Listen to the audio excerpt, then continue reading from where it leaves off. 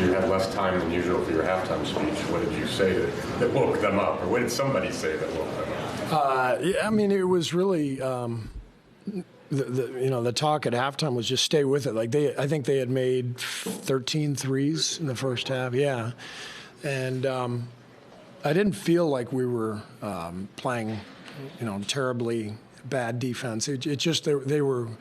They didn't feel us enough. We had to get more physical and get more into the ball.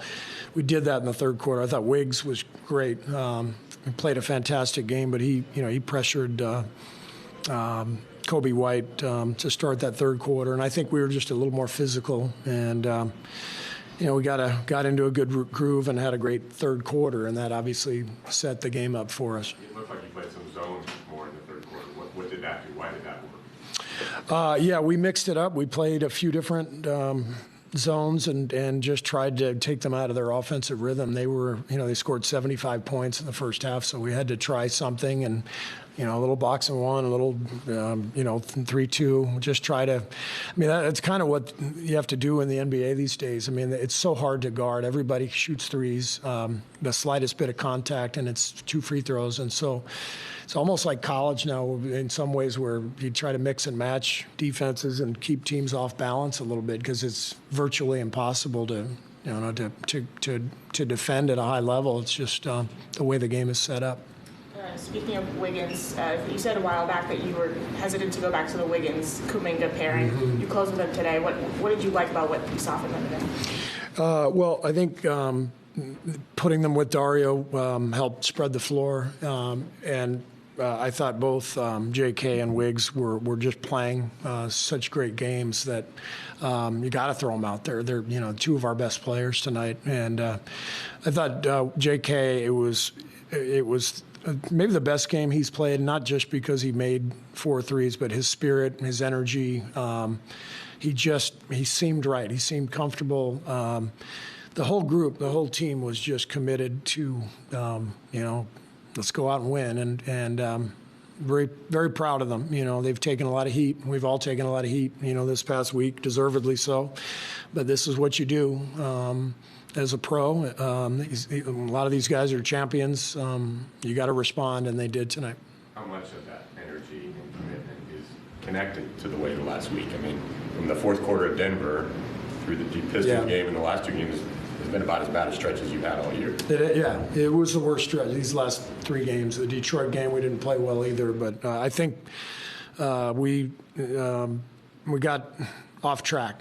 Emotionally, spiritually, the last couple games. Our fans could feel it. We got booed for the first time since I've been here in 10 years. And as I said, both nights we deserved it because our energy and our competitive spirit was not there. And we found that again tonight.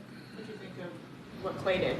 Klay was brilliant. I mean, he just, set the tone, hitting those 2 threes to start the third quarter, and they took the immediate timeout. And more importantly, all of the assists, he had 6 of them. He kept finding Trace on the dives to the rim because they were, coming out to cover Klay because he was hot. And when he keeps it simple like that and just shoots when he's open and keeps moving the ball, that's when he's at his best. And we had 5 turnovers for the game. I mean, that's Raymond just said low in franchise history. Kind of crazy, 39 assists, 5 turnovers, and it's still a game down the stretch. But like I said, this is the NBA. Everybody's scoring. If one team, you saw it last night, one team makes threes, the other team doesn't, somebody loses by 50. Both teams make everything. It's 140 to 131 like tonight. It's a different league, and we're all adapting to that. Jerry Krause's name got booed at halftime during the ceremonies. Just what was your reaction? I didn't hear it. I was in the locker room, but somebody just told me about it, and it's shameful. It's absolutely shameful.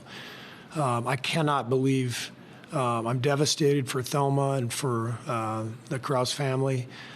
What can we possibly be thinking? I cannot believe that the fans. And you have to understand, when you hear boos, it's not all of them, right?